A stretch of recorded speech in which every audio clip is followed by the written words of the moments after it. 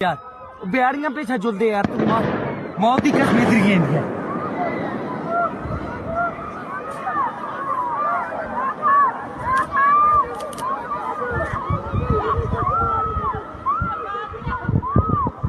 जय हिंद मित्रांनो, मी आज तुमच्या समोर आलो एक अत्यंत दुःखद आणि संतापजनक घटनेबद्दल बोलण्यासाठी।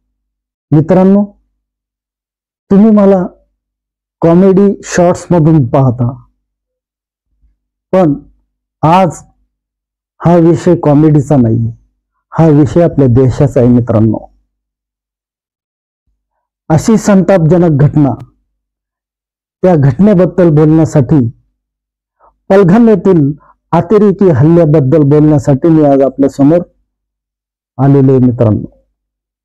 मित्रांनो, हा हल्ला केवळ आपल्या देशावर नव्हता, तर आपल्या एकतेवर, आपल्या शांततेवर आणि आपल्या शौर्यावर देखील होता। मित्रांनो, या हल्ल्यात मारले गेलेले जे आपले भाऊ आहेत, त्या भावांचा बदला घेतल्याशिवाय आपल्याला शांत बसायचं नाही। मित्रांनो, जात विचारून कोणी जर आपल्यावर हल्ला करत असेल तर ती गांडूची औलाद आहे, ती मर्दाची औलाद नाही। मित्रांनो, या हल्ल्यात मारल्या गेलेल्या माझ्या भावांना मी भावपूर्ण श्रद्धांजली अर्पण करतो आणि त्यांच्या कुटुंबियांसोबत मी सदैव उभा आहे। मित्रांनो, आणि आपल्याला सगळ्यांना आपल्या कुटुंबासोबत, जे या हल्ल्यामध्ये मृत्युमुखी पडलेत त्यांच्यासोबत उभं राहायचं आणि त्या भाडखाऊचा आणि त्या अतिरेक्यांचा बदला घेतल्याशिवाय गप्प बसायचं नाही। मित्रांनो, जात विचारून मारणारी ही गांडूची औलाद आहे।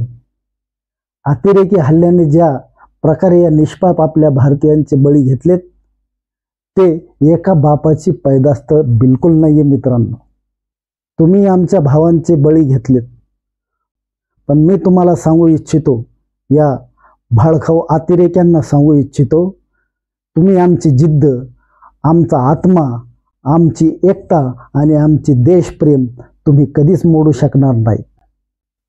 प्रत्येक अशा संकटाच्या वेळेस भारत अधिक बळकट होतो आणि ऐक्यबद्ध होतो, सगळे लोक एक होतात, हे तुम्ही आज जाणून घ्या।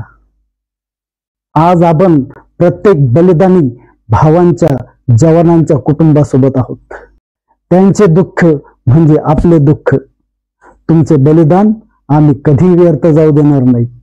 त्या हरामखोरांचा बदला घेतल्याशिवाय भारत राहणार नाही। म्हणून मी म्हणतो, आता आपली ही जबाबदारी आहे, आपला देश सुरक्षित, सशक्त आणि एकसंघ ठेवण्याची। दहशतवादाला कोणताही थारा इथे देता कामा नये। आता आपली जबाबदारी आहे आपला देश सुरक्षित, सशक्त आणि बळकट ठेवण्याची।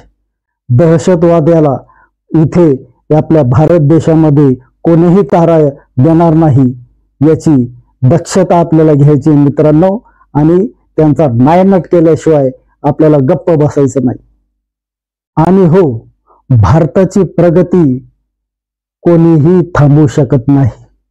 कोणता मायेचा लाल आमच्या भारताची प्रगती थांबवू शकणार नाही।